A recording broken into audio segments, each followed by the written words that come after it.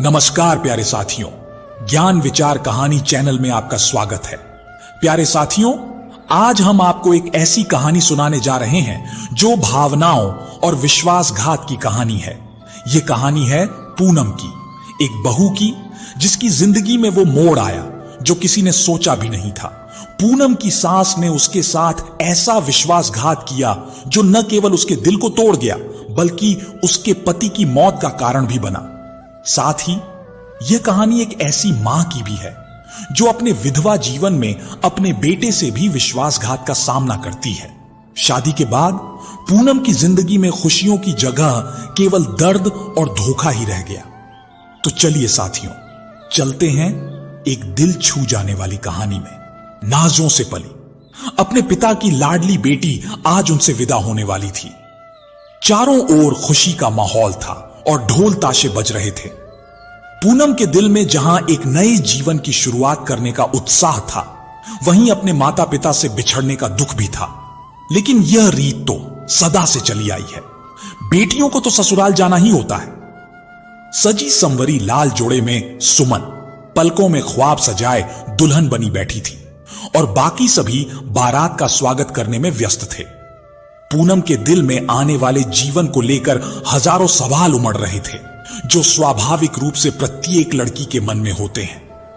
पूनम की बचपन की और इकलौती सहेली उसके पास आकर बोली, जीजा जी तो बहुत ही सुंदर हैं सुमन, तेरी तो किस्मत ही चमक गई जो तुझे ऐसा जीवन साथी मिला है।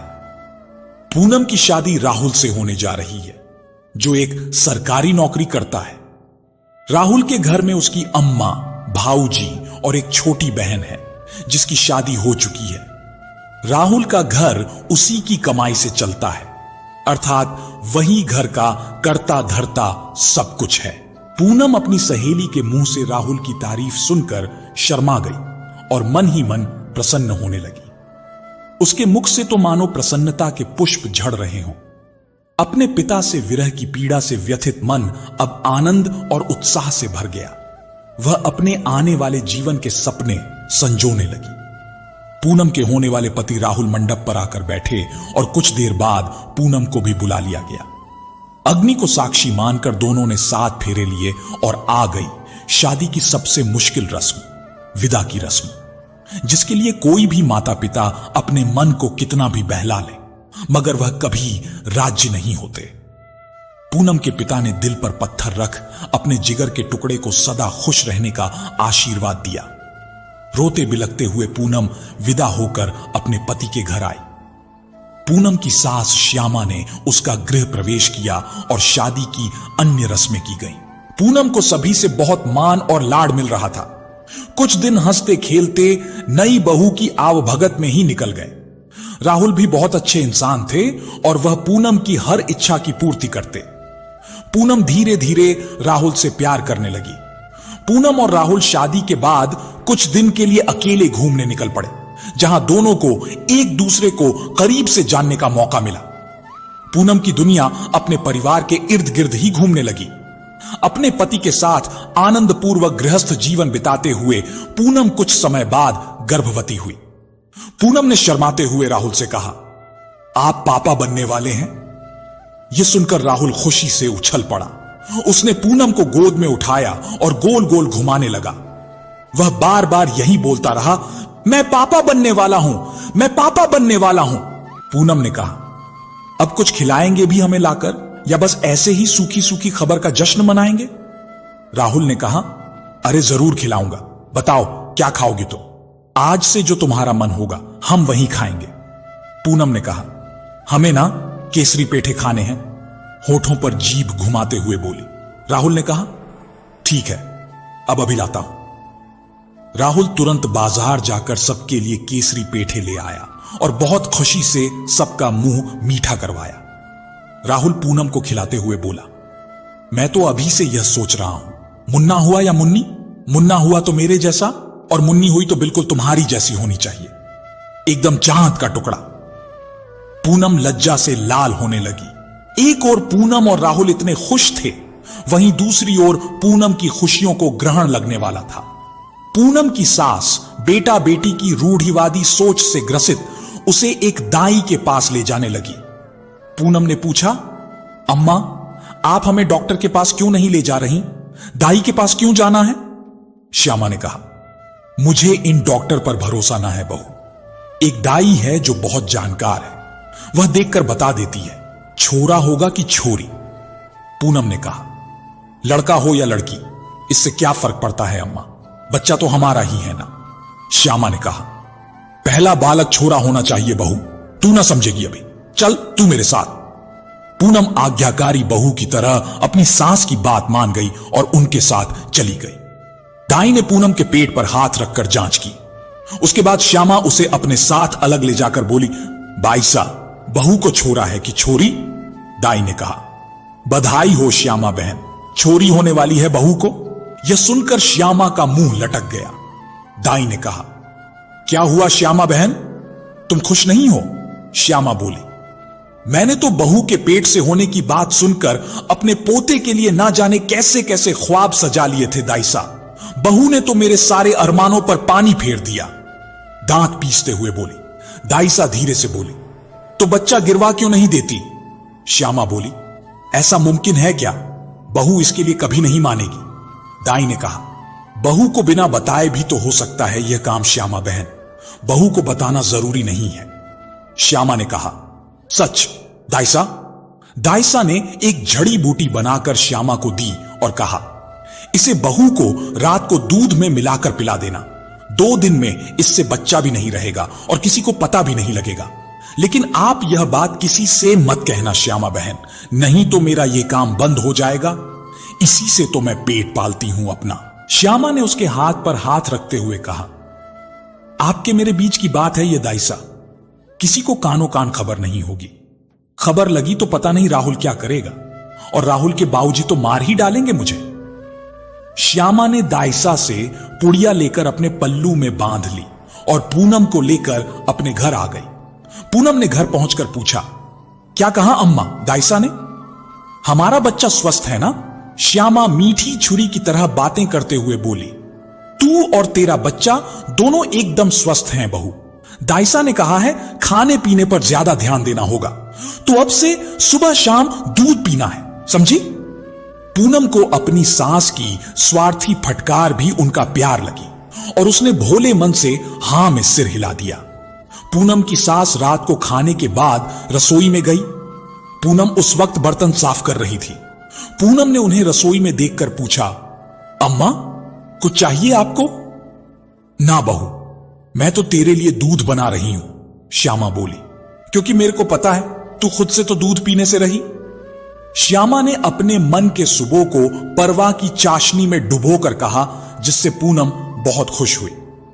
पूनम से नजरें बचाकर श्यामा ने दाई की दी हुई पुड़िया से आधी दवाई दूध में मिलाई और पूनम से कहा, ले चल पी अब दूध। पूनम ने कहा, मैं बाद में पी लूंगी अम्मा, आप बेफिक्र जाकर सो जाइए। श्यामा ने कहा, ठीक है, पर याद से पी लेना, मैं जाती हूं। पूनम ने हां में सिर हिलाया और श्यामा दूध का गिलास वहीं रखकर चली गई।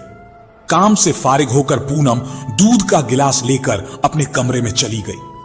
उसने दूध पिया और सुकून की नींद सो गई। वह श्यामा के कुटिल इरादों से अनभिज्ञ थी।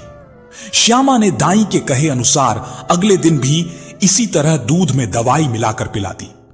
तीसरे दिन पूनम को अचानक पेट में दर्द शुरू हो गया और उसे ब्लीडिंग होने लगी। राहुल पूनम की ऐसी हालत देखकर बहुत डर गया। वह उसे आनन फानन में डॉक्टर के पास लेकर गया। आखिर श्यामा का मनचाहा हुआ, लेकिन दुनियादारी के लिए रोने का झूठा दिखावा भी तो करना था।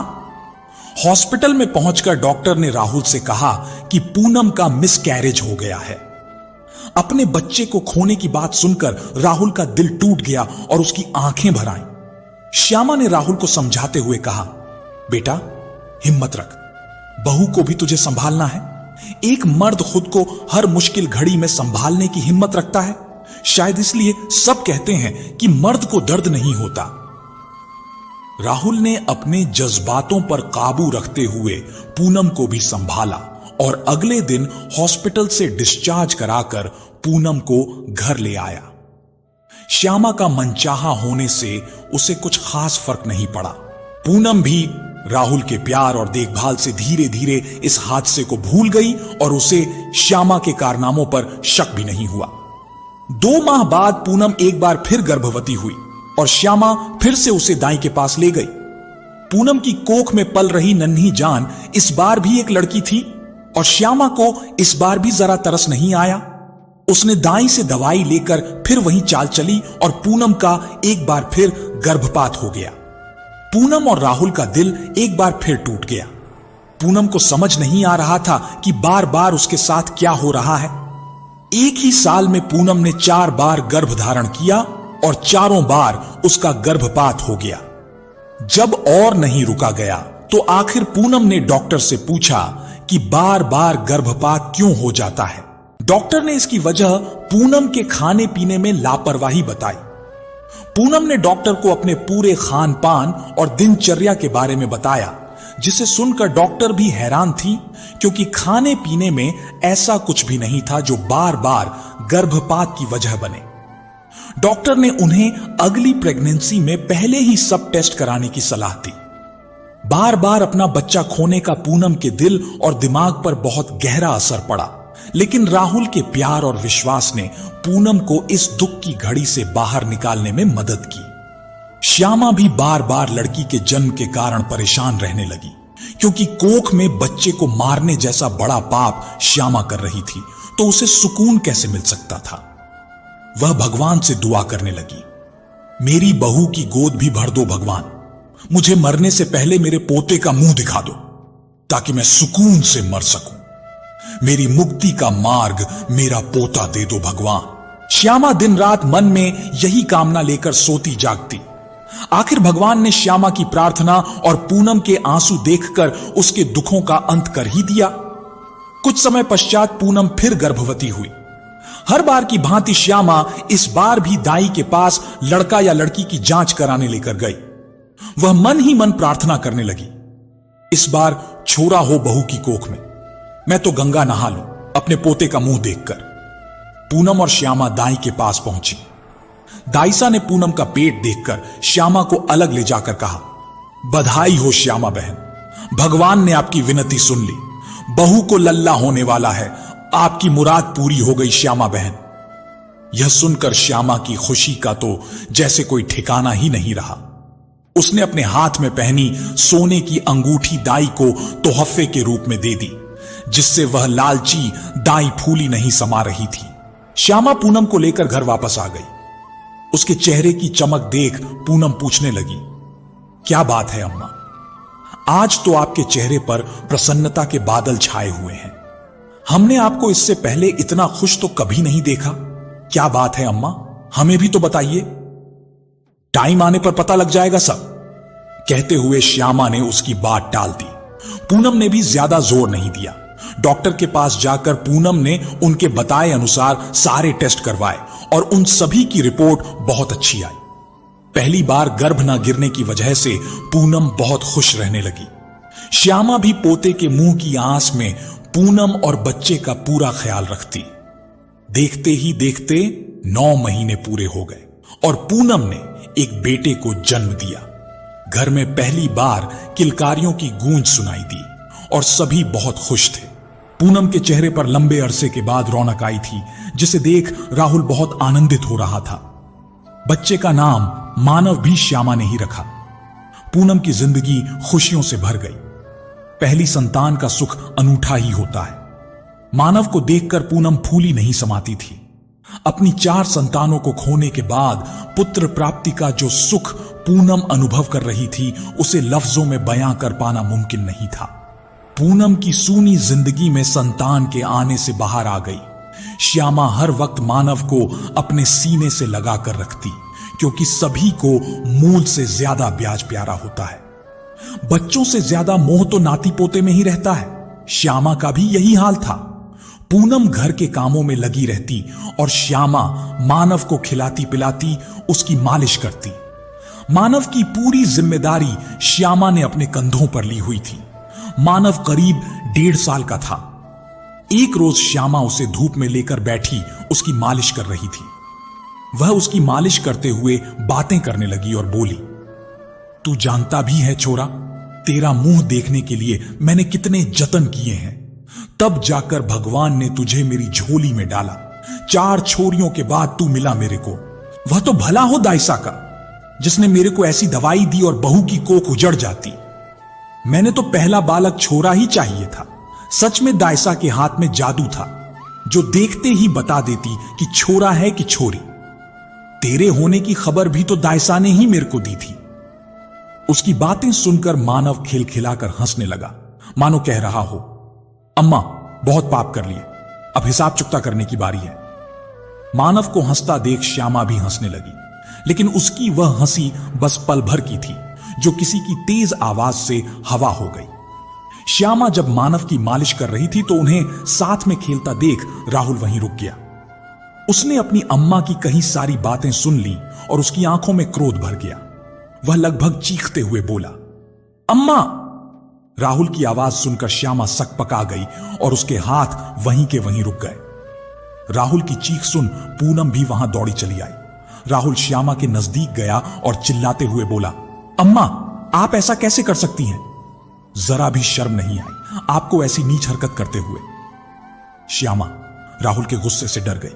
पूनम ने कहा, क्या हुआ जी, आप अम्मा पर इस तरह क्यों चिल्ला रहे हैं?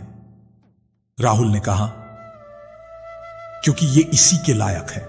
पूनम ने कहा, वह अम्मा हैं आपकी, प्लीज शांत हो जाइए, अपनी अम्मा पर चिल्लाना शोभा नहीं देता आपको। राहुल ने कहा, जब तुम्हें पता लगेगा ना तो तुम्हें भी ऐसा ही गुस्सा आएगा।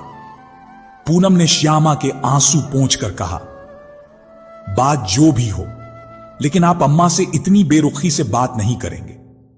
तो राहुल ने कहा, तुम जानना नहीं चाहती कि मैं इतना गुस्सा क्यों कर रहा हूं। क्या किया है इन्होंने मेरे साथ, तेरे साथ, हमारे बच्चों के साथ।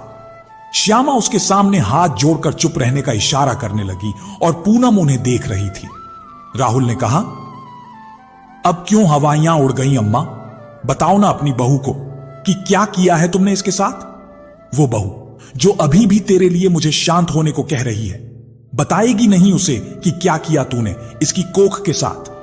श्यामा नजरें नीची कर नीर बहाए जा रही थी और पूनम को कुछ भी समझ में नहीं आ रहा था कि आखिर हुआ क्या है। पूनम ने कहा, आप पहेलियां बुझाना बंद करिए और बताइए बात क्या है। अम्मा कब से रोए जा रही हैं, कुछ तो लिहाज कीजिए।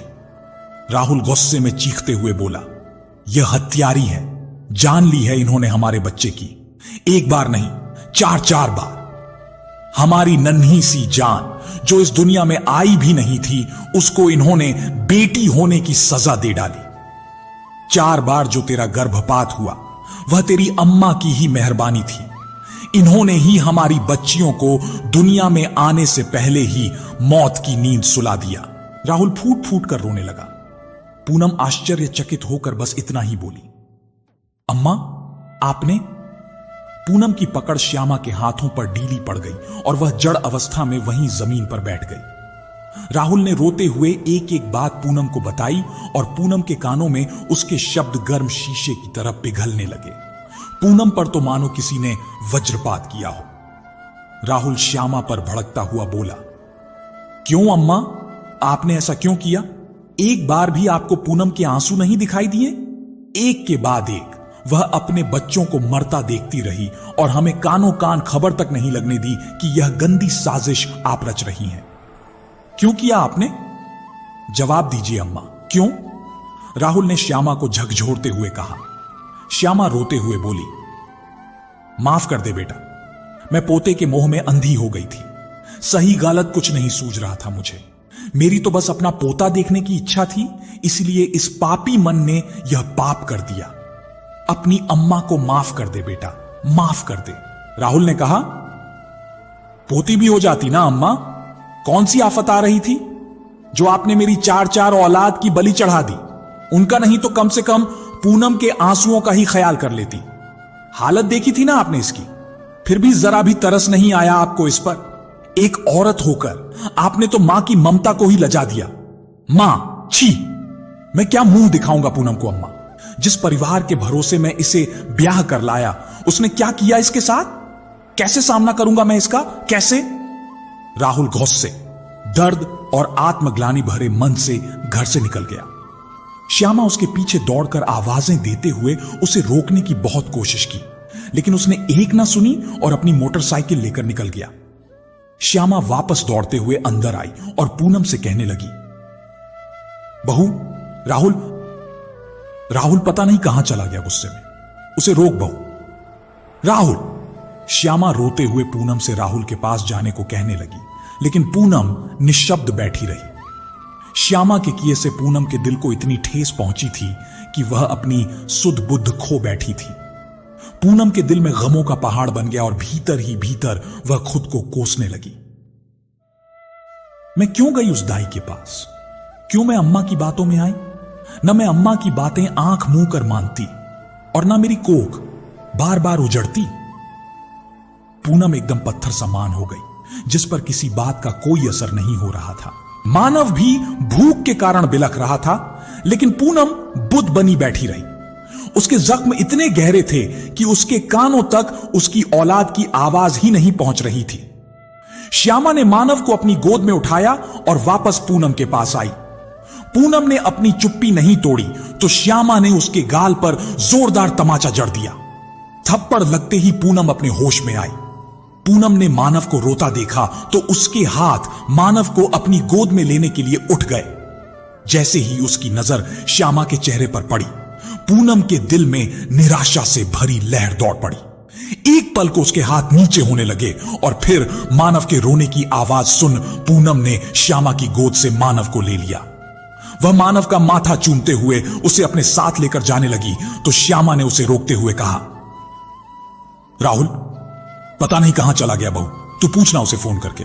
वो बहुत गुस्से में घर से गया है, मेरा दिल बहुत घबरा रहा है, देखना उसे कहां गया है वह। पूनम बोली, आपको जो करना था आपने कर लिया अम्मा, आपको हम लोगों की चिंता करने की कोई जरूरत नहीं है।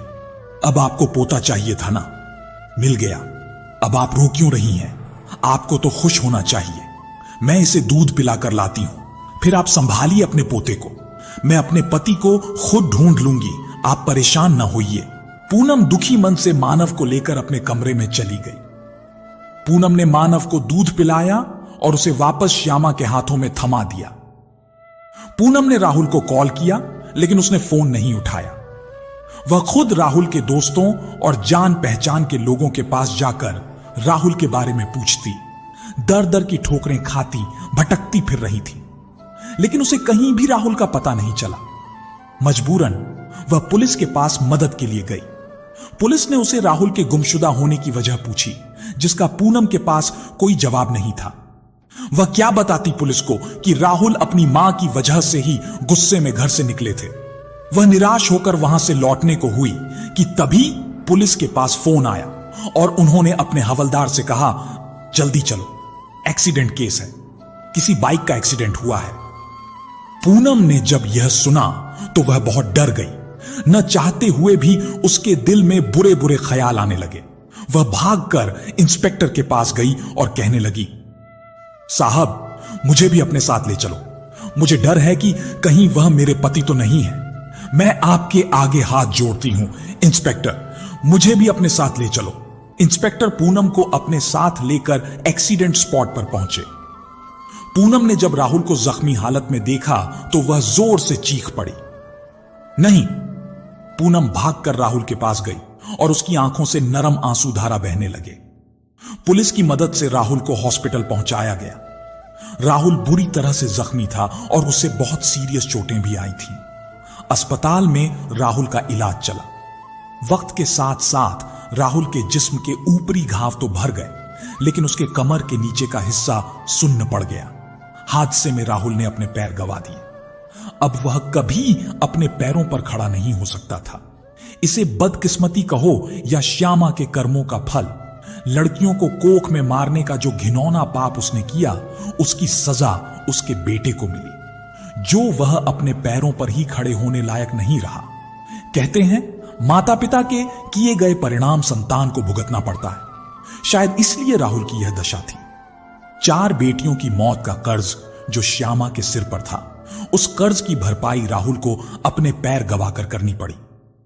श्यामा अपने बेटे को बिस्तर पर पड़ा देख आत्मग्लानि में डूब गई। अपने पाप की गठरी का बोझ वह उठा ना सकी और कुछ ही वक्त में वह परलोक से धार गई। घर की सारी जिम्मेदारी पूनम के ऊपर आ गई। उसे घर में गृहलक्ष्मी और घर का मर्द दोनों की भूमिका निभानी थी। 3 साल का छोटा बच्चा, बीमार पति और पेट पालने का सारा उत्तरदायित्व पूनम के नाजुक कंधों पर आ गया। राहुल पूनम से माफी मांगते हुए कहने लगा, मुझे माफ कर देना। पूनम तो इस घर में कितने ख्वाब सजा कर आई थी और हमने तुम्हें कभी कोई खुशी नहीं दी। इस घर में सिवाय तकलीफों के तुम्हें और कुछ नहीं मिला। तुम चाहो तो अपने पिता के घर जाकर सुकून की जिंदगी जी सकती हो। पूनम राहुल के हाथों को थाम कर बोली, आप पति हैं, मेरे जन्मों जन्मों तक साथ निभाने का वचन दिया है। हम दोनों ने अग्नि के साथ फेरे लेकर शादी की है हमारी, और आप कह रहे हैं कि मैं आपको छोड़कर आराम की जिंदगी बसर करूं? कभी नहीं। इतनी कायर नहीं हूं मैं कि जब मुश्किल घड़ी में साथ निभाने की बात आई तो मैं आपको छोड़कर चली जाऊं। मरते दम तक मैं आपका साथ निभाऊंगी। एक लड़की ससुराल से तभी विदा होती है जब उसकी अर्थी उठती है, और उससे पहले मैं इस घर से कहीं भी नहीं जाने वाली। राहुल की आंखों में आंसू भर आए तो पूनम उसके आंसू साफ करते हुए कहने लगी, आप बिल्कुल भी परेशान मत होइए। मैं थोड़ा बहुत काम धंधा करके हमारे परिवार को पालूंगी। अब तक यह फर्ज आपने निभाया, अब मेरी बारी। राहुल ने रोते हुए कहा, मैं बहुत खुशनसीब इंसान हूं जो तुम जैसी लड़की मुझे जीवन साथी के तौर पर मिली। इतने में ही मानव खिलखिलाते हुए वहां आ गया। पूनम उसे गोद में उठाकर बोली, अब तो बस आप दोनों ही मेरी दुनिया है। पूनम थोड़ी पढ़ी लिखी थी। उस जमाने में शायद लड़कियों को पढ़ाते भी यही सोचते थे कि बुरे वक्त में उनकी पढ़ाई कुछ काम आ सके, अपने परिवार का मर्द बन सके। पूनम ने विद्यालय में पढ़ाना शुरू किया। लोग उसके बारे में तरह तरह की बातें बोलते, कुछ ताने देते कि सास के जाते ही बहू के पैर निकल आए। घर में अपाहिज पति को छोड़कर कहां जाती है, किसी को क्या पता। पूनम को कुछ लोग ताने देते तो कुछ उसकी समझदारी और साहस की प्रशंसा भी करते। मानव 3 साल का हो चुका था और वह खूब दौड़ने फिरने लगा था। पूनम के लिए यह मुश्किल घड़ी थी कि मानव को कहां छोड़े, क्योंकि राहुल तो इस हालत में नहीं थे कि वह उठकर मानव का ख्याल रख सके। इसलिए पूनम ने मानव का दाखिला अपने ही विद्यालय में करवा लिया ताकि उसकी फीस में थोड़ी बचत भी हो सके और मानव के विद्यालय आने जाने और अन्य कामों में पूनम को कोई आपत्ति ना हो। सुबह जल्दी उठकर राहुल को नहलाना, खाना बनाना, खिलाना, राहुल के सारे काम करना। उसके बाद वह खुद तैयार हो मानव को तैयार करती और अपने साथ विद्यालय ले जाती। वहां से लौटकर वह घर के काम में लग जाती। एक छोटे बच्चे की पूरी जिम्मेदारी, ऊपर से राहुल का भी सारा काम। पूनम दिन रात काम में लगी रहती। शुरू में सब सही चलता रहा, लेकिन बाद में जैसे जैसे मानव बड़ा होने लगा, उसकी पढ़ाई तथा अन्य खर्चे भी बढ़ने लगे, जिसके लिए पूनम की तनख्वाह पर्याप्त नहीं थी। पूनम ने घर पर सिलाई का काम भी शुरू कर दिया। वह सुबह राहुल का सारा काम करती, नाश्ता बनाती, मानव को विद्यालय के लिए तैयार करती, टिफिन लगाती और फिर उसे अपने साथ लेकर विद्यालय जाती। वापस आकर वह फिर से राहुल की देखभाल, उसके बाद सिलाई और घर के अन्य कामों में व्यस्त हो जाती। रात को सोने से पहले राहुल के पैरों की मालिश करती, इस उम्मीद में कि शायद वह फिर से अपने पैरों पर खड़ा हो सके। पूनम सुबह से लेकर रात तक एक पैर पर नाचती, सारे काम करती। रात होने तक वह थक कर चूर हो जाती। लेटते ही वह गहन निद्रा में चली जाती। राहुल पूनम की ऐसी हालत देखकर खुद को कोसता, मगर उसकी मदद के लिए हाथ भी नहीं बढ़ा सका। सोती हुई पूनम की हालत देखकर राहुल खुद को इतना ज्यादा बेबस और लाचार महसूस करता था जितना उसने कभी नहीं किया। पूनम की जी तोड़ मेहनत और राहुल की आत्मग्लानि दिनों दिन बढ़ती जा रही थी। देखते ही देखते समय पंख लगाकर उड़ गया और पूनम की मेहनत और राहुल ने मानव को अच्छी शिक्षा और अच्छी परवरिश के साथ बड़ा किया। 15 साल बीत गए। मानव 18 साल का हो गया था और अब उसकी विद्यालय की पढ़ाई समाप्त हो चली। आगे की पढ़ाई के लिए उसे शहर जाकर महाविद्यालय में दाखिला लेना था। मानव अपने दाखिले की तैयारी में व्यस्त था और पूनम दिन रात एक करके उसकी पढ़ाई के लिए पैसे जुटाने में लगी थी। इस बीच एक अनहोनी हो गई। एक दिन अचानक से राहुल की तबीयत बहुत बिगड़ गई और पूनम बहुत ज्यादा घबरा गई। मानव और पूनम उसे गांव के ही सरकारी अस्पताल में लेकर गए। अस्पताल ले जाने से डॉक्टर से पता लगा कि अधिक तनाव लेने के कारण दिमाग की कोई नस फट गई है, जिसकी वजह से उन्हें बचाया नहीं जा सका। यह सुनकर पूनम को बड़ा झटका लगा। पूनम राहुल की मौत से पूरी तरह टूट गई। बेशक राहुल अपाहिज थे, लेकिन उसे देखकर ही पूनम के दिल को सुकून मिलता था। पूनम की मांग का सिंदूर उजड़ गया और वह कुछ न कर सकी। पूनम रोते हुए बोली, और कितनी परीक्षाएं लेना बाकी है भगवान? पहले मेरी औलाद को और अब मेरे पर पति को मुझसे छीन लिया। आपने किस पाप की इतनी बड़ी सजा दे रहे हैं आप मुझे? भगवान, मैंने तो कभी किसी का बुरा नहीं चाहा, फिर मेरे साथ ही ऐसा क्यों? आपने राहुल को अपाहिज किया। मैंने फिर भी कोई शिकायत नहीं की, संतोष रखा, फिर अब यह सब क्यों भगवान? पूनम बिलक बिलक कर राहुल की अर्थी के सामने बैठी रो रही थी। पूनम की मां उसे अपने सीने से लगाए बैठी उसे चुप कराने लगी।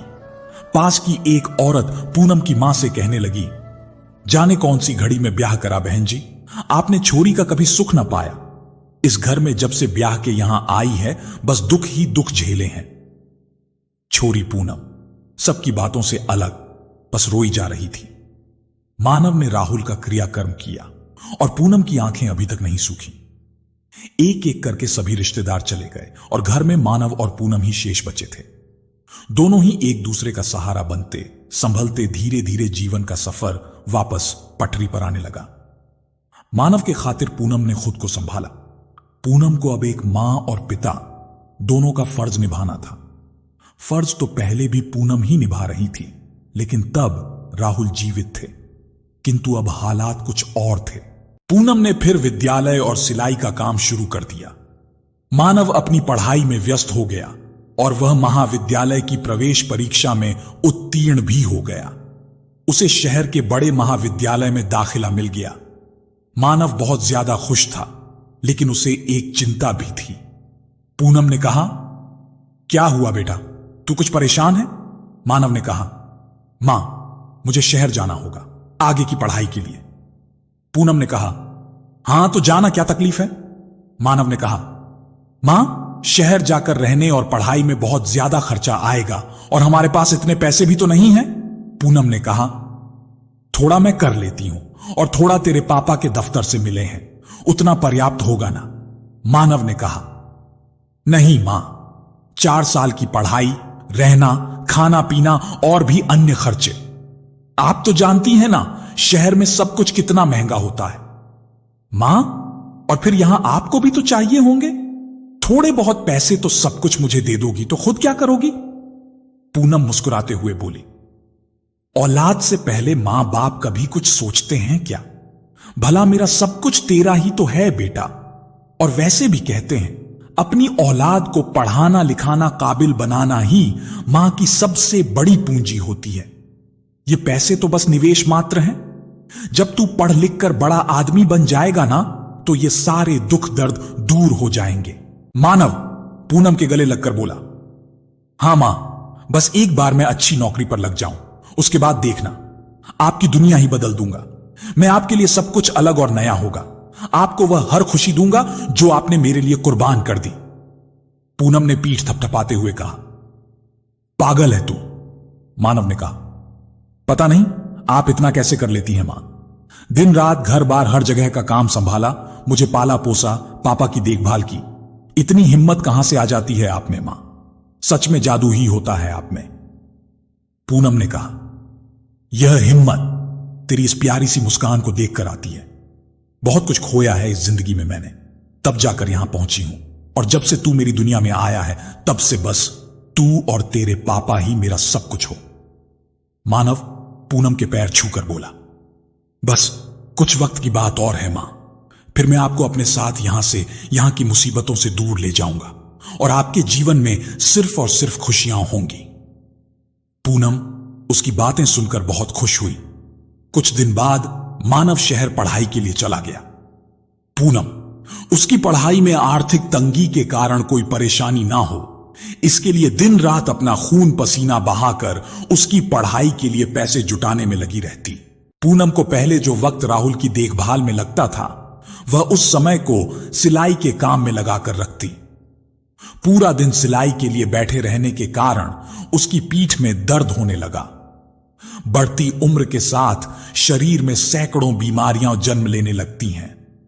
पूनम की भी कमर में दर्द रहने लगा, लेकिन उसके सामने उसके बेटे की पढ़ाई थी और कंधे जिम्मेदारियों के बोझ तले दबे हुए थे। इसलिए वह दर्द सहकर भी नहीं रुकी और मानव की ख्वाहिश पूरी करने के लिए बस काम में ही लगी रहती।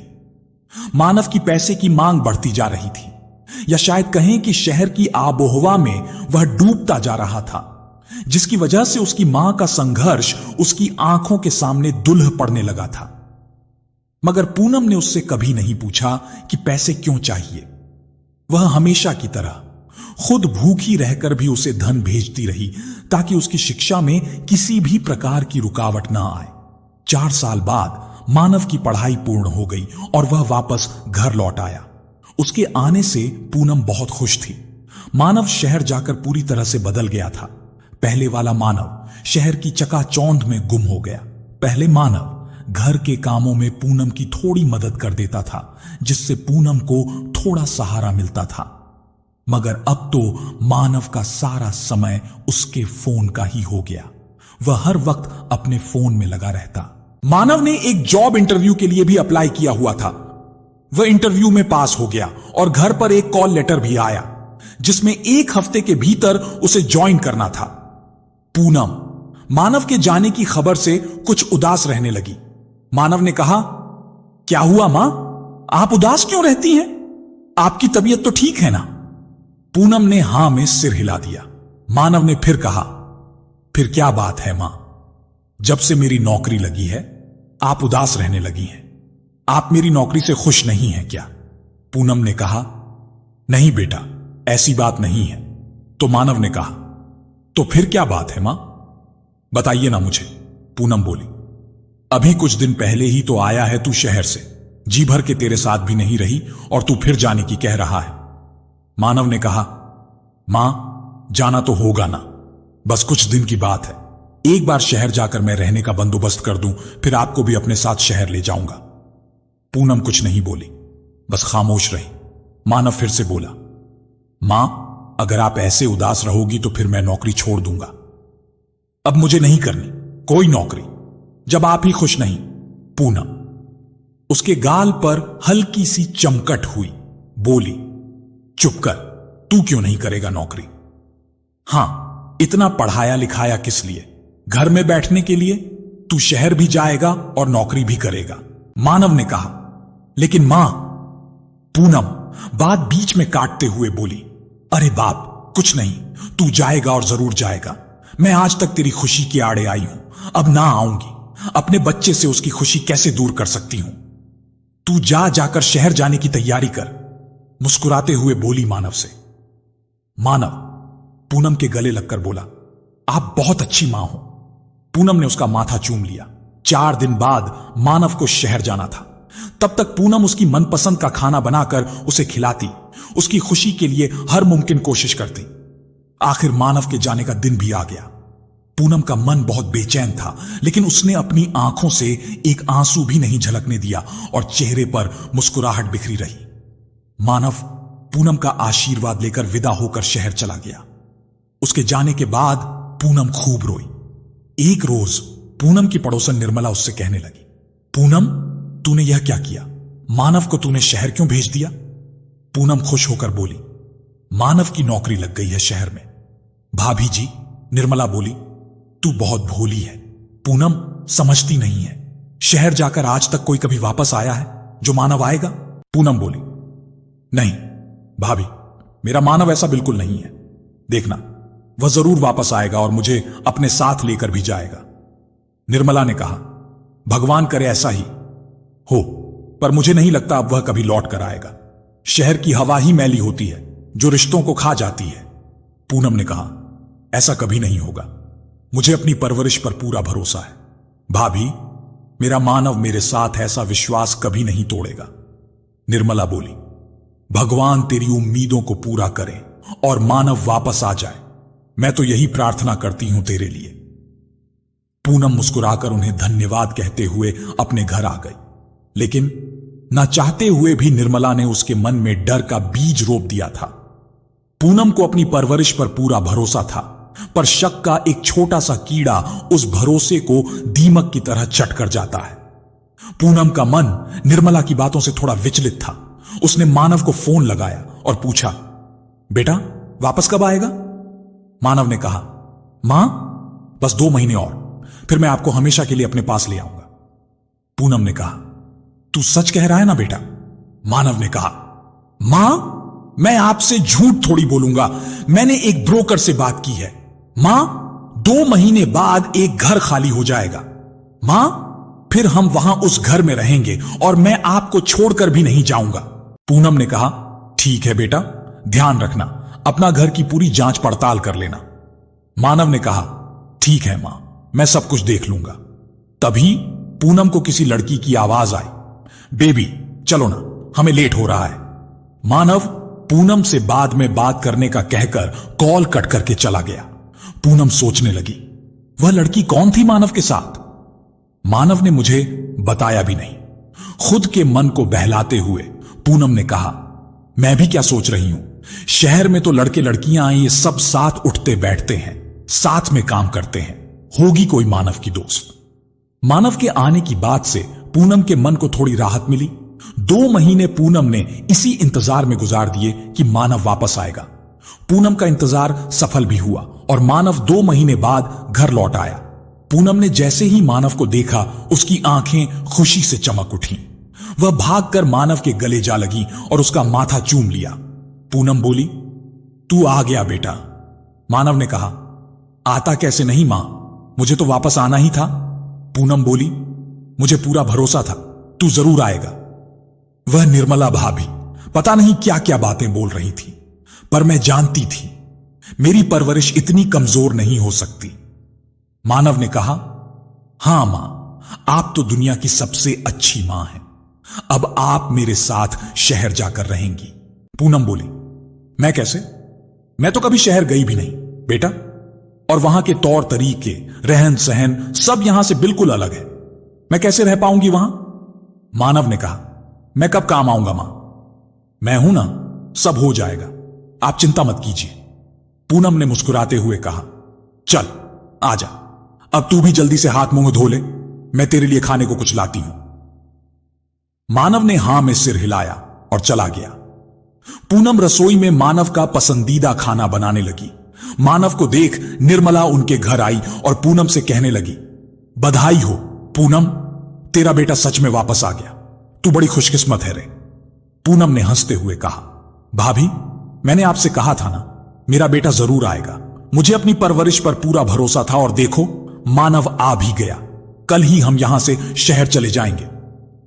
उसकी बातें सुनकर निर्मला हैरान रह गई, या यह कहे कि पड़ोसियों को दूसरों की खुशी हजम नहीं होती।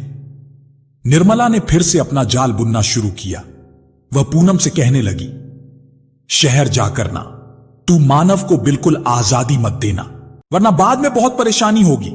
शहर की हवा लग गई ना तो बेटा हाथ से निकल जाएगा। किसी की कामयाबी देखकर दूसरे लोग ही तैसी बनकर ऐसा जहर घोलते हैं कि बस सामने वाले का मन विघटित हो जाता है। यही काम निर्मला ने पहले भी किया और अब फिर वही करने की कोशिश की, लेकिन पूनम उसकी बातों में नहीं आई। निर्मला के मन सुबह पर पानी फिर गया और वह वापस चली गई। पूनम ने मानव को खाना परोसा। मानव खाते हुए कहने लगा, मां, आपके हाथ का खाना तो कहीं नहीं मिलता पूरे शहर में। मानव छटकारे लेकर खाना खाने लगा और पूनम मुस्कुराकर उसे निहार रही थी। उसके जीवन में अरसों बाद खुशियों ने दस्तक दी। वह बस उन खुशियों को जीना चाहती थी, बिना किसी बंदी के, बिना किसी संशय के। रात को पूनम ने अपना सारा सामान बांध लिया। मानव ने घर की सारी चीजों को कपड़े से ढक दिया ताकि उनकी गैर मौजूदगी में सामान खराब ना हो। अगले दिन मानव पूनम को साथ लेकर शहर आ गया। पूनम ने पहली बार शहर में कदम रखा था। मानव एक ऑटो लेकर आया और पूनम को अपने घर ले जाने लगा।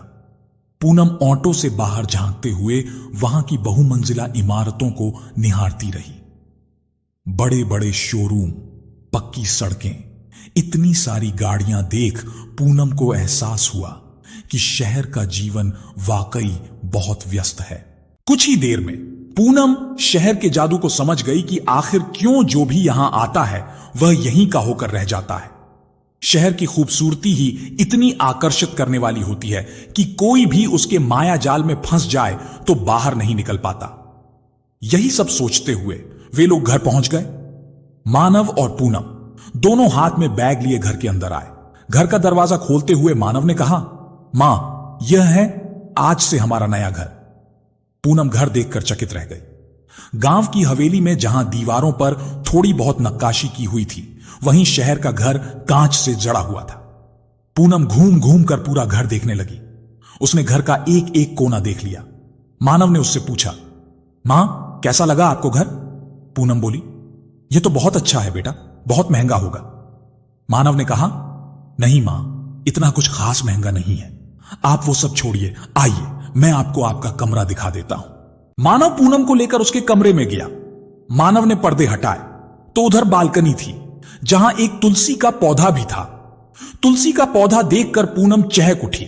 मानव खुश होते हुए बोला, हां मां, मैं जानता हूं आप गांव में भी रोजाना तुलसी को पानी देकर ही अपने दिन की शुरुआत करती थी, इसलिए मैंने सोचा यहां भी एक पौधा लगा दूं ताकि आपको इस घर की चीजों की कमी न खले। उसकी बातें सुनकर पूनम का दिल खुशी से भर गया। वह सोचने लगी कि कितना ख्याल रखता है मेरा बेटा, मेरी छोटी छोटी बातों का सच में ध्यान रखता है। मैंने कोई बहुत अच्छे कर्म किए होंगे तभी मुझे मानव जैसा बेटा मिला है। उसकी आंखों के कोर आंसुओं से भीग गई। पूनम ने जल्दी से उन्हें साफ किया और दोनों कमरे से बाहर आ गए। पूनम मानव से बोली, मैं चाय बनाने जा रही हूं, तू लेगा ना चाय? मानव ने हां में सिर हिला दिया तो पूनम रसोई घर में चाय बनाने चली गई। पूनम चाय बनाते हुए बोली, बेटा तू यहां खाना कैसे खाता था, क्योंकि तुझे तो खाना बनाना आता ही नहीं है। मानव ने कहा, मां, कभी बाहर खा लेता था तो कभी दोस्त बनाकर लाती, उसी में खा लेता। पूनम ने कहा, तभी इतना दुबला पतला हो गया बाहर खा खाकर। अब मैं आ गई हूं ना, देखना पहले जैसा हट्टा कट्टा बना दूंगी तुझे। मानव ने कहा, आपके हाथ के खाने की तो बात ही अलग है मां। पूनम चाय और कुछ बिस्किट लेकर आई और दोनों ने साथ में चाय पीते हुए खूब गप्पे मारे। उसके बाद दोनों आराम करने अपने कमरों में चले गए। शाम हो चली थी। पूनम उठकर रात के खाने की तैयारी करने लगी। मानव भी अपने कमरे से बाहर आया और बोला, मां, मैं एक दोस्त से मिलने जा रहा हूं, 8 बजे तक घर आऊंगा। पूनम ने उसे वक्त से आने को कहा और मानव चला गया। पूनम ने खाना बनाकर तैयार कर दिया और मानव के साथ ही खाना खाने का सोचने लगी। 8 बज गए और उसने सोचा, मानव आता ही होगा तो डाइनिंग टेबल पर खाना लगा देती हूं। पूनम ने सारा खाना टेबल पर लगाकर रख दिया और खुद मानव का इंतजार करने लगी। इंतजार करते करते 8 से 9 बज गए, लेकिन मानव घर नहीं आया। देखते ही देखते 10:30 बज गए। इंतजार करते करते कुर्सी पर बैठे ही पूनम की आंख लग गई। मानव देर रात घर पहुंचा। उसने देखा पूनम कुर्सी पर बैठे सो रही है। मानव की आंखें एकदम छड़ी हुई थीं।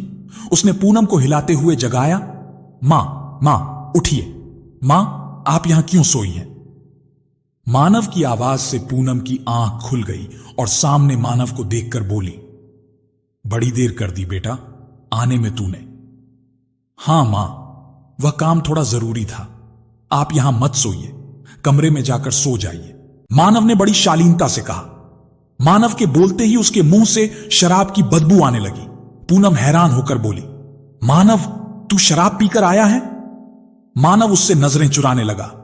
पूनम थोड़ी तेज आवाज में बोली, इधर उधर क्या देख रहा है, मेरी तरफ देख। मानव, शहर आकर तूने शराब पीना भी शुरू कर दिया? मानव बोला। मां, पूनम ने कहा, क्या मां, वो तुझे यहां नौकरी के लिए भेजा था या इन सब के लिए? मानव बोला, माफ कर दे मां, वह दोस्तों ने जबरदस्ती पिला दी, थोड़ी सी, सच में मेरी कोई गलती नहीं मां, 1-2 घूंट पिया है मैंने, बस सब दोस्त पी रहे थे तो उन्होंने मुझे भी पिला दी। प्लीज गुस्सा मत कर मां, पूनम बोली। ठीक है, जा तू हाथ मुंह धोकर आ, मैं खाना लगाती हूं तेरे लिए। मानव बोला, सॉरी मां, मैंने खाना बाहर ही खा लिया दोस्तों के साथ, मुझे नींद आ रही है, मैं सोने जा रहा हूं, आप भी सो जाइए। मानव उन्हें सोने का कहकर अपने कमरे में चला गया। पूनम मन मसजकर बिना खाना खाए ही भूखी अपने कमरे में जाकर सो गई। उसके सामने यह पहली बार था कि उसने मानव की अलग ही छवि देखी, जो उसके गांव वाले मानव से बिल्कुल अलग थी। पूनम के दिमाग में निर्मला की कहीं बातें घूमने लगी कि शहर जाकर अपने बेटे पर थोड़ी लगाम लगाकर रखना, कहीं शहरी हवा में खो न जाए। चाहते हुए भी पूनम अपने जहन से यह ख्याल नहीं निकाल पा रही थी कि उसका बेटा उसका सा नहीं रहा। अगली सुबह मानव उठकर ऑफिस जाने के लिए तैयार हो गया। पूनम ने उसके लिए नाश्ता बना दिया और टिफिन भी पैक करके दिया। मानव ऑफिस के लिए निकल गया और पूनम घर पर अकेली रह गई। सुबह से शाम हो गई, पूनम अकेली घर पर बोर हो गई, ना कोई काम ना कोई जान पहचान। वह घर की 4 दीवारी में पूरे दिन रहकर तंग आ गई, लेकिन जाए भी तो कहां, उसे समझ में नहीं आ रहा था। रात को मानव थक हार कर घर आया और खाना खाकर सोने चला गया। रोज की यही दिनचर्या बन गई, जिसमें रहकर पूनम का दम घुटने लगा था। कहां गांव की मिट्टी की महक और कहां शहर की प्रदूषण की बदबू, कहां गांव की चौपाल और चहल पहल और कहां शहर का एकाकीपन। पूनम को शहर की आबो हवा तनिक भी रास नहीं आ रही थी। वह वापस गांव जाने का सोचने लगी, लेकिन अपने बेटे से दूरी भी उसे मंजूर नहीं थी। एक रविवार की शाम को पूनम ने मानव से कहा, चल आ बैठ, मैं तेरे बाल में तेल डाल देती हूं, कितने रूखे हो गए हैं, जरा भी ध्यान नहीं रखता इनका। मानव उनके पास आकर बैठ गया और पूनम उसके बालों में तेल डालने लगी। वह तेल मलते हुए बोली, कुछ दिन के लिए गांव चलें बेटा।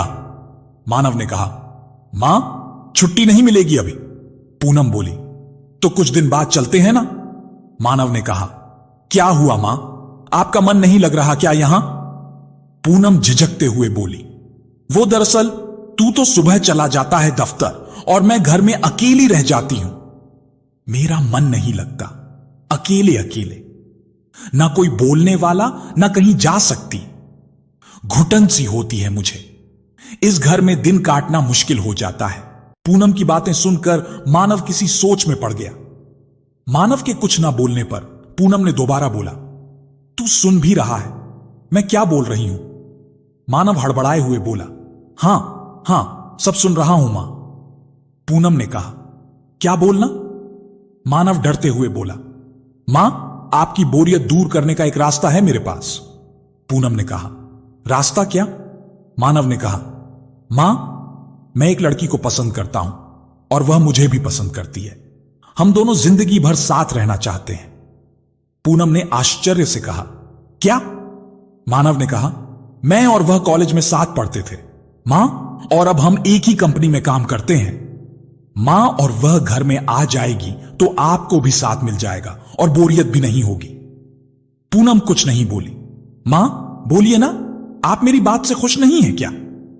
पूनम कुछ पल की खामोशी के बाद बोली, मुझे मिलना है लड़की से, अगर मुझे पसंद आई तो ही मैं इस रिश्ते के लिए हां कहूंगी, पहले ही बता देती हूं, समझा? मानव हां में सिर हिलाते हुए खुशी से उछल पड़ा और उसे खुश देखकर पूनम भी खुश थी। एक मां की खुशी तो उसके बच्चे में ही होती है। मानव ने अगले ही दिन उस लड़की को पूनम से मिलवाने के लिए घर पर बुला लिया जिसे वह पसंद करता था। ब्लैक जीन्स उस पर, रेड टॉप, कंधे पर हैंडबैग, काले लंबे खुले बाल, गोरा बदन, आंखों से सनग्लास हटाते हुए एक लड़की उनके घर में दाखिल हुई। मानव बहुत ज्यादा उत्साहित था। वह उसे पूनम के पास लाया और बोला, मां यह अनन्या है। अनन्या, यह मेरी मां है, यही तो तुमसे मिलना चाहती थी। अनन्या ने उन्हें हाथ जोड़कर नमस्ते कहा और सदा सुखी रहो का आशीर्वाद लिया। पूनम मुस्कुरा उठी। अनन्या की पहली छाप पूनम के मन पर सकारात्मक रही। पूनम नाश्ता लेकर आई और तीनों ने साथ बैठकर नाश्ता किया। इसी दौरान पूनम ने अनन्या से उसके परिवार खानदान की भी जांच पड़ताल निकाल ली। पूनम को अनन्या बेहद संस्कारी और सुलझी हुई प्रतीत हो रही थी। पूनम ने अनन्या के परिवार से मिलकर शादी की बात पक्की करने को कहा, जिस पर मानव और अनन्या दोनों एक साथ बोले, हमें शादी नहीं करनी। पूनम ने आश्चर्य से कहा, यह क्या कह रहे हो? तुम दोनों शादी नहीं करने का क्या मतलब है? हां, मानव ने कहा, मां, हम दोनों शादी नहीं करना चाहते। पूनम ने गुस्से में कहा, तेरा दिमाग तो ठिकाने पर है ना? शादी नहीं करना चाहते, प्यार करते हो ना एक दूसरे को, एक साथ रहना चाहते हो ना, दोनों फिर शादी क्यों नहीं करनी तुम्हें? अनन्या ने कहा, आंटी एक बार हमारी बात तो सुनिए। पूनम बोली, क्या सुनो? और कल तो मानव मुझसे कह रहा था कि मैं अकेली नहीं रही, इसलिए वह घर में लेकर आएगा किसी को, और अब मना कर रहा है शादी के लिए। शादी नहीं करनी थी तो तुझे यहां लेकर क्यों आया? मानव ने कहा, मां सुनो तो सही, पहले हम शादी नहीं करना चाहते, बल्कि हमने सोचा है कि हम लिव इन रिलेशनशिप में रहेंगे। पूनम झुंझला हुए बोली, अब यह क्या होता है? मानव ने कहा, हम दोनों बिना शादी के एक साथ एक घर में एक कमरे में पति पत्नी की तरह रहना चाहते हैं। मां, मानव की बातें सुनकर पूनम को बहुत तेज गुस्सा आया और उसका हाथ उठ गया। पूनम चिल्लाते हुए बोली, शर्म नहीं आती तुझे ऐसी नीच बातें करते हुए? एक साथ रहोगे बिना शादी के, वह भी पति पत्नी बनकर? सोच भी कैसे लिया तुम दोनों ने ऐसा? यह तो लड़का है, इसमें तो अकल नहीं, पर तू तो लड़की है ना, मान मर्यादा अच्छे से जानती समझती है, फिर इतना बेकार निर्णय कैसे लिया तुम दोनों ने? समझाया क्यों नहीं तूने? अनन्या उनके पास आकर कहने लगी, आंटी लिव इन में रहना कोई पाप नहीं होता, हमारी सरकार भी इजाजत देती है, इसे कानूनन मान्यता दी गई है, इस रिश्ते को तो यह गलत कैसे हो सकता है? पूनम बोली, एक बात बताओ, तुम दोनों को शादी से क्या पत्ती है? शादी क्यों नहीं कर सकते? तुम दोनों शादी करके भी तो एक साथ रह सकते हो, फिर क्यों नहीं करनी? मानव ने कहा, मां, हम दोनों एक दूसरे से प्यार करते हैं और अपना प्यार दुनिया को दिखाने के लिए हमें हमारे रिश्ते को नाम देने की जरूरत नहीं है, इसलिए हमने सोचा था कि हम शादी नहीं करेंगे। और वैसे भी यह सब तो शहरों में आम बात है। मां, बहुत लोग रहते हैं मां, शहर में जो लिव इन में हैं और अपनी जिंदगी में खुश भी हैं।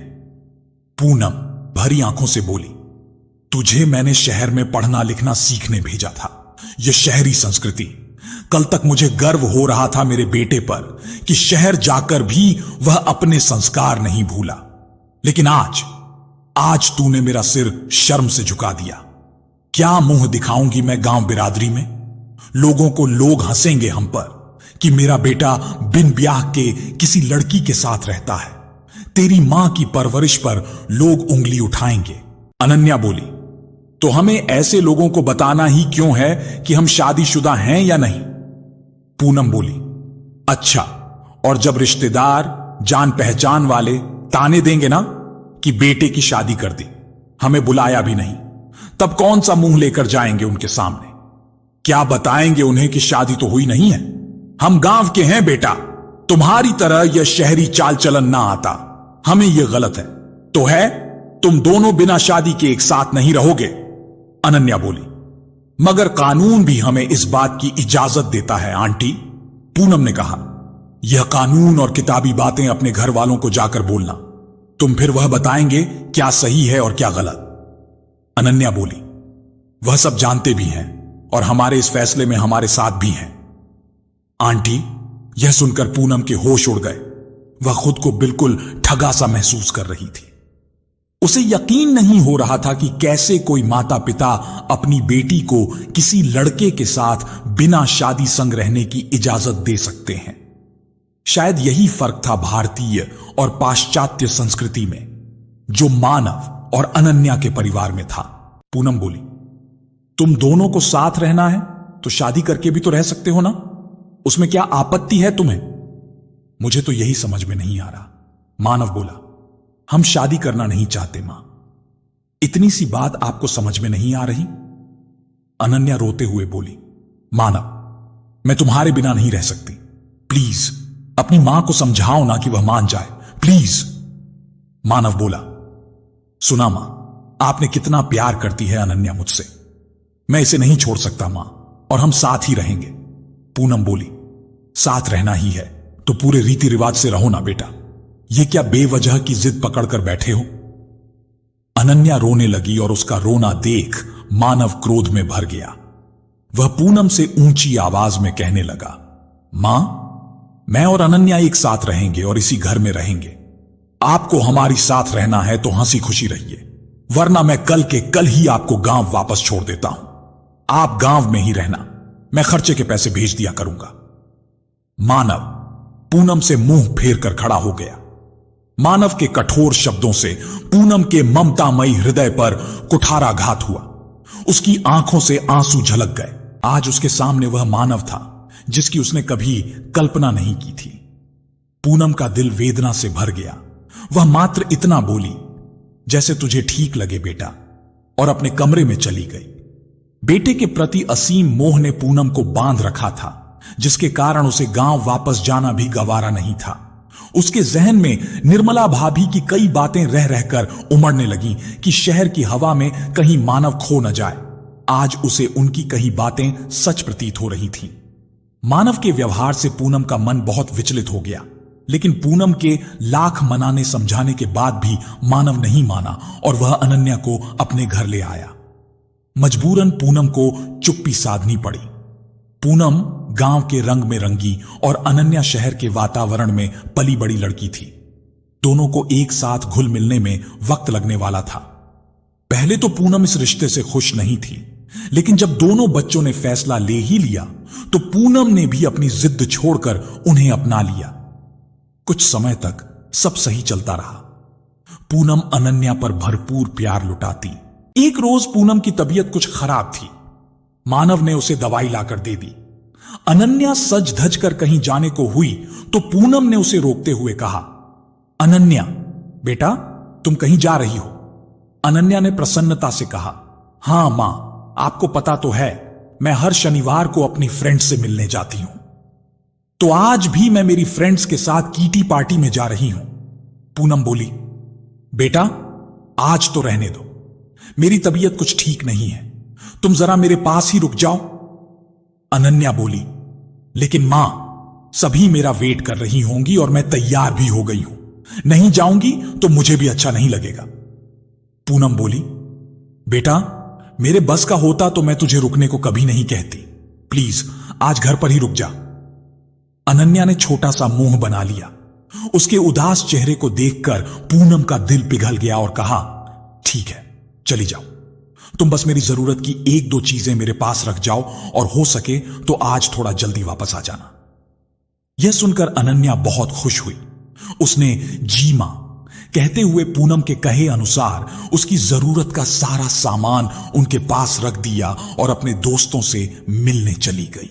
रात हो चली थी, लेकिन अनन्या घर वापस नहीं आई। पूनम को भूख लगने लगी तो वह उठकर अपने लिए कुछ खाने का सोचकर रसोई में जाने लगी। पूनम की हालत खड़े होने की भी नहीं थी, मगर घर में कोई नहीं था तो उसने खुद से उठने की कोशिश की। पूनम बिस्तर से उठकर दीवार का सहारा लेकर लगभग सिर टेकते हुए रसोई की तरफ जाने लगी, लेकिन उसे चक्कर आने लगे। वह धड़ाम से जमीन पर गिर पड़ी। वह जमीन से उठने की कोशिश कर रही थी, लेकिन आसपास कोई सहारे की वस्तु न होने के कारण पूनम के लिए उठ पाना बेहद मुश्किल हो गया था। ठीक उसी समय मानव घर पर आया और उसने पूनम को जमीन पर गिरा देखा। वह दौड़ते हुए उसके पास आया। मानव ने पूनम को गोद में उठाकर बिस्तर पर लिटाया और अनन्या अनन्या कहकर उसे आवाज देने लगा। पूनम हंसते हुए बोली, बेटा वह अपनी सहेलियों के साथ गई है। मानव बोला, मां वह आपको इस हालत में अकेले कैसे छोड़ सकती है? पूनम बोली, वह रुक रही थी बेटा, मैंने ही कह दिया जाने को, वह तो मेरा सारा काम करके गई थी। मानव बोला, फिर आप बिस्तर से क्यों उठी? मां आपको कुछ चाहिए तो मुझे बताइए, मैं लेकर आता हूं आपके लिए। पूनम बोली, भूख लगी है बेटा, कुछ खाने को ले आ। मानव बोला, आप लेट रहे मां, मैं अभी कुछ खाने को लेकर आता हूं। मानव रसोई में जाकर जल्दी से पूनम के लिए कुछ खाने को लेकर आया और अपने हाथ से खिलाने लगा। उसी समय अनन्या भी घर आ गई। उसने मानव को देखा तो मुस्कुराते हुए बोली, अरे मानव, तुम कब आए? आज तुम जल्दी आए हो या मुझे देर हो गई आने में? मानव गुस्से में बोला, तुम मां को अकेला क्यों छोड़कर गई? अनन्या बोली, मैं मां से पूछकर ही गई थी। मानव, तुम चाहो तो उनसे पूछ सकते हो।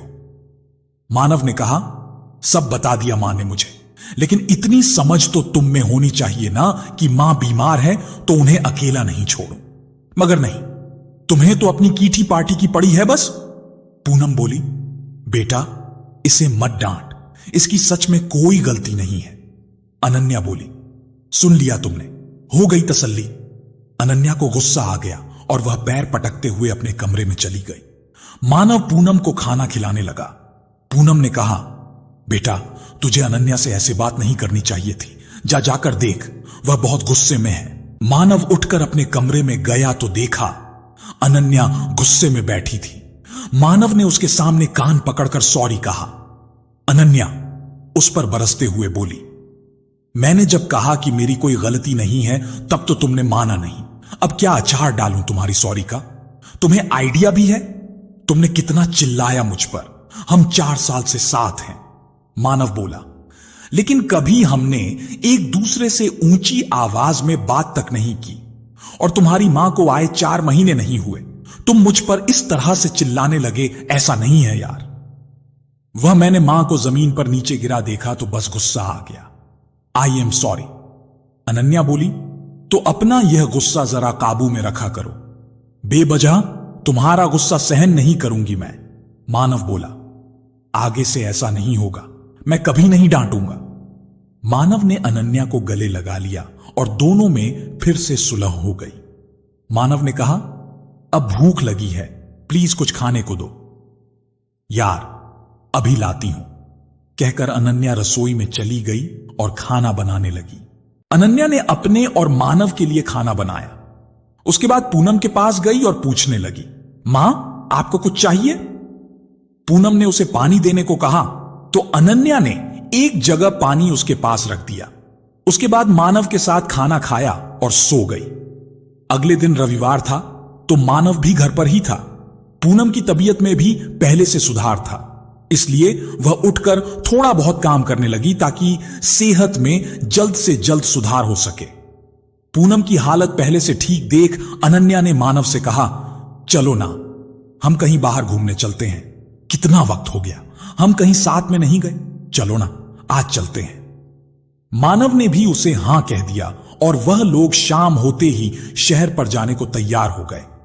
जाते जाते मानव ने पूनम से कह दिया, मां आप अपना खाना खाकर सो जाना, अनन्या ने रसोई में रख दिया है, हम बाहर ही खाते आएंगे। पूनम ने मुस्कुराते हुए कहा, ठीक है बेटा, ध्यान से जाना। मानव और अनन्या चले गए। रात होने पर पूनम अपने लिए खाना लेने रसोई में गई। पूनम ने सब्जी के बाउल को देखा तो उसमें दोपहर की सब्जी रखी थी और चपाती बॉक्स देखा तो दोपहर की बची हुई चपाती रखी थी। पूनम अपनी थाली लगाते हुए खुद से कहने लगी, शायद अनन्या बनाना भूल गई होगी या फिर रखा है, खाना इसलिए नहीं बनाया होगा। कितनी समझदार लड़की है, जरा भी खाना बेकार नहीं करती। पूनम ने खुश होते हुए चपाती को हल्का सा गर्म किया और खाना खाने लगी। खाना खाकर वह सो गई। मानव और अनन्या घूमकर देर रात को वापस आए और सीधे अपने कमरे में सोने चले गए। अगली सुबह पूनम जल्दी उठ गई और रात को देर से सोने के कारण मानव व अनन्या सो रहे थे। पूनम ने सबके लिए नाश्ते में आलू के पराठे बना ली। देखते ही देखते 9 बज गए। वह सोचने लगी कि मानव का दफ्तर का समय हो गया है, लगता है आज आंख नहीं खुली दोनों की, मैं ही जाकर जगा देती हूं। पूनम मानव के कमरे का दरवाजा खटखटाने लगी तो मानव और अनन्या की आंख खुल गई। अनन्या नींद खराब होने से झुंझला हुए बोली, मानव यार देखो ना, तुम्हारी मां ने सुबह सुबह घर सिर पर क्यों उठा रखा है, अब यह चैन से सोने भी नहीं देगी। क्या हमें एक दिन जरा लेट क्या हुए शोर मचा दिया। इन्होंने तो, जाओ जाकर देखो, मुझे बहुत नींद आ रही है। अनन्या नींद में बोलती हुई सो गई। मानव ने उबासियां लेते हुए दरवाजा खोला तो पूनम सामने खड़ी थी। वह नींद खराब होने की वजह से चिड़चिड़ा हुए बोला, क्या है मां, क्यों सुबह सुबह दरवाजा पीट रही हो? सारी नींद खराब कर दी। बेटा 9 बज गए हैं, तू दफ्तर नहीं जाएगा क्या? आज तेरा कोई जरूरी काम था ना? आज इसलिए जगाने आई थी मैं, पूनम ने अपनी सफाई देते हुए कहा। आंख मलते हुए मानव बोला, हां मुझे याद है मां, मैं उठ रहा था खुद ही, पर आपने ऐसे शोर मचाकर सारा मूड खराब कर दिया। अनन्या की नींद खराब हो गई। अब जाओ मेरे लिए नाश्ता बना दो, मैं आता हूं। तैयार होकर मानव ने इतने बुरे तरीके से कहा कि पूनम के मन को उसके शब्दों से ज्यादा उसका लहजा तकलीफ दे गया। वह चुपचाप वहां से चली गई। मानव तैयार होकर आया और पूनम ने उसे नाश्ता परोसा। मानव अपना टिफिन लेकर चला गया। उसे एक पल के लिए भी एहसास नहीं हुआ कि पूनम के मन को कितनी ठेस पहुंची है। पूनम ने भी नाश्ता कर लिया। दोपहर हो चली थी। तब अनन्या उठकर कमरे से बाहर आई और बोली, मां, एक गिलास नींबू पानी देना, मेरा सिर घूम रहा है। पूनम समझ गई, जरूर इसने शराब पी है, रात को तभी इतना ज्यादा सोई है और अब चक्कर भी आ रहे हैं। पूनम ने उसे नींबू पानी बनाकर दिया। अनन्या पानी पीकर नहाने चली गई ताकि नशा उतर जाए। उसके आते ही पूनम ने उससे पूछा, अनन्या बेटा, तुम रात को शराब पीकर घर आई थी? अनन्या उसके सवाल से थोड़ा डर गई। पूनम बोली, बोलो बेटा, तूने शराब पी थी ना कल रात को? अनन्या बोली, हां मां, थोड़ी सी ज्यादा पी ली, मेरा सिर बहुत दर्द कर रहा है। खाने में क्या बनाया आपने? पूनम ने कहा, छोले, चावल और चपाती बनाई है, लगाऊं तेरा खाना? अनन्या बोली, हां मां, मैं तो खाना खाती हूं, फिर दवाई लूंगी। पूनम ने उसे खाना लाकर दिया। अनन्या ने खाना खाया और एक निवाला खाते ही खाना फेंक दिया। वह चिल्लाते हुए बोली, यह कैसा खाना बनाया है आपने? नहीं बनाना आता तो मुझे बोल देती, मैं बना लेती ना। अब क्या खाऊं? मैं एक तो पहले से ही सिर दर्द हो रहा है, ऊपर से आप परेशान कर लीजिए। अनन्या चिल्लाकर गुस्से में अपने कमरे में चली गई। पूनम उसे आवाज देती रही, लेकिन उसने एक ना सुनी। पूनम ने खाना देखा तो एकदम ठीक था। उसे समझ नहीं आया कि अनन्या इतना गुस्सा क्यों गई, जबकि छोले तो खाने में एकदम ठीक बने हैं। पूनम बेमन से खाना खाकर अपने कमरे में चली गई। अनन्या पूरा दिन कमरे से बाहर नहीं निकली। पूनम को उसकी बहुत चिंता होने लगी। शाम को पूनम ने उसके कमरे का दरवाजा खटखटाया तो वह कमरे से बाहर आई, लेकिन वह पूनम से नहीं बोली। रात का खाना अनन्या ने बनाया। मानव भी घर आ गया तो अनन्या ने उसे रात का खाना सर्व किया। पूनम ने भी खाने के लिए कहा तो अनन्या ने उसे दोपहर में बने छोले चावल ही पकड़ा दिए। पूनम जैसे ही कुछ बोलने को हुई, उसे मानव और अनन्या का झगड़ा याद आया। वह लड़ाई के डर से मौन हो गई। मानव ने पूनम की प्लेट देखकर कहा, अरे आज छोले चावल बनाए हैं, मुझे क्यों नहीं दिए? अनन्या, तुम्हें रात को एसिडिटी हो जाती है ना मानव, इसलिए मैंने तुम्हें छोले नहीं दिए, कहकर उसने एक चपाती लाकर उसकी प्लेट में रख दी। पूनम को अनन्या का यह बर्ताव बिल्कुल अच्छा नहीं लगा, लेकिन वह कुछ कहती और घर में कलह होता, इस डर से चुप ही रही। लेकिन उसकी इसी चुप्पी से अनन्या को शह मिल गई। अब यह अनन्या की आदत ही बन गई। वह जब भी बचा हुआ या बासी खाना होता, उसे पूनम को यह कहकर दे देती कि मां, खाना व्यर्थ नहीं करना चाहिए ना, इससे अन्न का अपमान होता है। पूनम ने 1-2 बार विरोध भी किया, किंतु मानव ही पूनम को कह देता, मां, कभी कभार यदि ठंडा भोजन कर लिया तो क्या हो गया? इसीलिए पूनम ने भी कहना छोड़ दिया। प्रतिदिन घर में कलह होने से घर की सुख शांति चली जाती थी। यही सोचकर पूनम जैसा मिलता वैसा खा लेती। एक दिन पूनम को पता चला कि अनन्या गर्भवती है। इस खबर पर तीनों के चेहरे पर अलग अलग भाव उमड़ आए। हम इस कहानी को यहीं रोकते हैं। प्यारे साथियों, अगर आपको यह कहानी अच्छी लगी हो तो वीडियो को लाइक करें। अगर आप कहानी का दूसरा भाग चाहते हैं तो हमें कमेंट बॉक्स में कमेंट करके जरूर बताएं। प्यारे साथियों, तो कैसी लगी आपको हमारी यह कहानी? अगर कहानी अच्छी लगी हो तो कमेंट बॉक्स में जरूर बताएं। तो आज के लिए बस इतना ही। मिलते हैं अगली वीडियो में एक और नई कहानी के साथ। तब तक के लिए खुश रहें, अपना और अपनों का ख्याल रखें। जय श्री राधे कृष्ण।